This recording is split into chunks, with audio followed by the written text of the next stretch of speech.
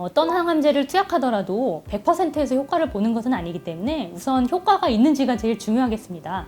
만약에 효과가 없는 것으로 판단되면 더 유지를 하고 싶더라도 다른 약제로 변경이 필요합니다. 만일 효과가 있다면 지속적으로 투약하게 되는데, 만약에 약제 투약 초기에 효과가 있더라도 이후에 질병이 진행하면 약제를 변경해야 합니다. 따라서 면역관문 억제제는 한 번 투여하면 평생 투여해야 하나? 라는 질문은 면역항암제의 효과를 보이고 이 효과가 대체 이 약을 언제까지 계속 투약해야 되나? 라는 질문을 하게 될 정도로 오래 지속되는 일부 환자들에서만 할 수 있는 행복한 질문이 되겠습니다.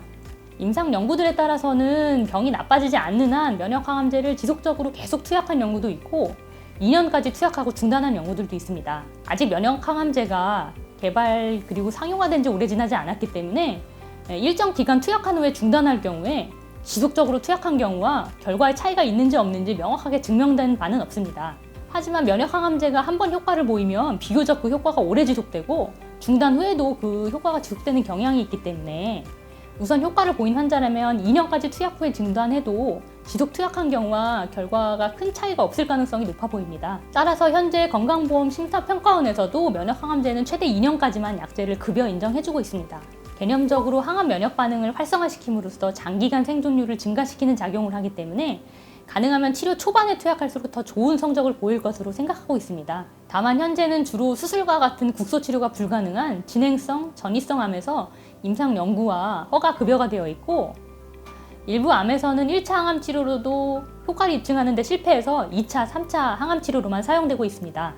하지만 앞에 가설로 인해서 최근에는 수술 후에 남아있는 병이 없는 상태에서 보조요법으로 혹은 수술 전에 선행 항암요법으로도 면역항암제를 사용하기 위한 임상 연구들이 많이 진행이 되었습니다. 현재 고위험군 조기 3중 음성 유방암 환자에서 수술 전 항암화학요법과 병용하고 수술 후에는 단독 보조요법으로, 또 수술 가능한 비소세포폐암에서 세포독성 항암제와 병용해서 수술 전 선행 항암요법으로, 또 국소 진행성 비소세포폐암에서 동시 항암방사선 치료 시행 후에 질병 악화가 없을 경우에 유지요법으로, 신장암에서는 수술 후 고위험군에서 보조요법으로, 근육층 침범이 없는 조기 방광암 환자에서 국소 치료에 효과가 없고 고위험군이나 수술을 시행할 수 없는 경우 치료로, 혹은 수술 후 재발 위험이 높은 방광암 환자에서 보조요법으로 사용되고 있습니다. 앞으로도 더 다양한 암종에서 더 조기에 면역항암제를 투약하는 것이 장기 생존율의 개선을 보일지에 대해서 연구가 지속될 것으로 전망됩니다. 치료하고자 하는 환자의 암 상태, 예를 들면 암의 종류라든지 병기, 이전 치료력 같은 것들을 고려할 때 면역 관문 억제제가 효과를 보인다는 게 증명되어 있는 상태인가가 가장 중요하겠습니다. 이외에도 암 조직에서 DNA 불일치 복구 유전자가 결함되어 있는지 여부, 또 PD-L1 발현 정도가 면역항암제의 효과와 관련되어 있기 때문에 치료를 결정하는 그 바이오마커가 되겠습니다.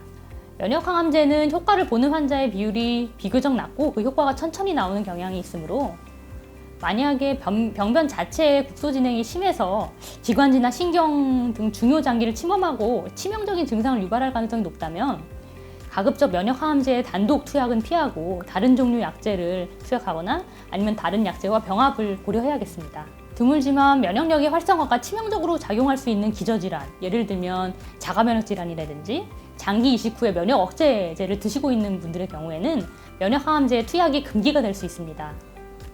면역관문 억제제가 항암 면역 반응을 활성화시키는 기전으로 작용하기 때문에 면역을 억제시키는 스테로이드와 같은 약물은 복용 시에 면역항암제 치료에 악영향을 끼칠 수 있습니다. 흔히 관절 통증에 대한 주사 치료로 스테로이드를 처방받게 되는 경우가 있고, 또 감기가 잘 낫지 않으면 병원에서 항염증 목적의 스테로이드를 처방하는 경우가 있기 때문에 주의가 필요합니다. 또 명확한 성분이나 함량이 알려져 있지 않은 건강기능식품 등의 복용도 가급적 피하시는 것을 권유드립니다. 이것은 면역항암제뿐만 아니라 어떤 종류의 항암치료를 시행하더라도 마찬가지입니다. 해당 식품 내에 어떠한 성분이 항암약제와 상호작용하게 될지 알 수 없기 때문입니다. 보통 세포독성 항암제를 투약할 때는 골수기능 억제로 인한 백혈구 감소증 위험성 때문에 음식도 가능하면 익혀 드시라고 하는데요. 면역항암제의 경우에는 백혈구 감소증은 그리 흔하지 않기 때문에 이외 식사는 자유롭게 하시면 되겠습니다. 의료진에 의한 전문적인 치료 및 관리 없이 식단 관리를 비롯한 환자 본인의 노력만으로 암을 치료하기는 현실적으로는 어렵습니다. 면역항암제가 암 치료에 효과가 있다는 것이 결코 면역력에 좋다는 음식들을 먹어서 암을 치료할 수 있다는 것을 의미하는 것은 아닙니다. 물론 특정 식단과 운동을 비롯한 관리가 건강 증진, 나아가 면역력 증진에 도움이 될 수는 있겠습니다만, 이 면역이라는 것은 암세포를 포함한 인체의 해로운 항원에 대항하는 다양한 유형의 면역 세포들, 신호 분자, 항체, 조직, 그리고 기관들의 복잡한 상호작용으로 이루어진 다면적인 프로세스이기 때문에 우리가 면역력이라고 부르기는 하지만 이 면역력이 한 가지 숫자 척도로 측정될 수 있는 그런 성질의 것은 아닙니다. 게다가 암 또한 다양한 방법으로 항암 면역 반응을 피하거나 억제시키기 때문에 식단과 운동을 통해서 항암 면역력이 증진된다고 딱 잘라서 말할 수 있을 정도로 간단한 문제는 아닙니다. 암 치료에 있어서 면역 항암제는 여러 무기들 중 하나일 뿐인데요. 수술, 항암 치료, 방사선 치료 등을 포함해서 다양한 치료 방법들을 어떻게 효과적으로 사용해서 이 교활하고 민첩하고 방어 체계가 견고한 적을 어떻게 공략할 것인지 여러 과 의사들이 힘을 모아서 전략적으로 치료해야 되겠습니다.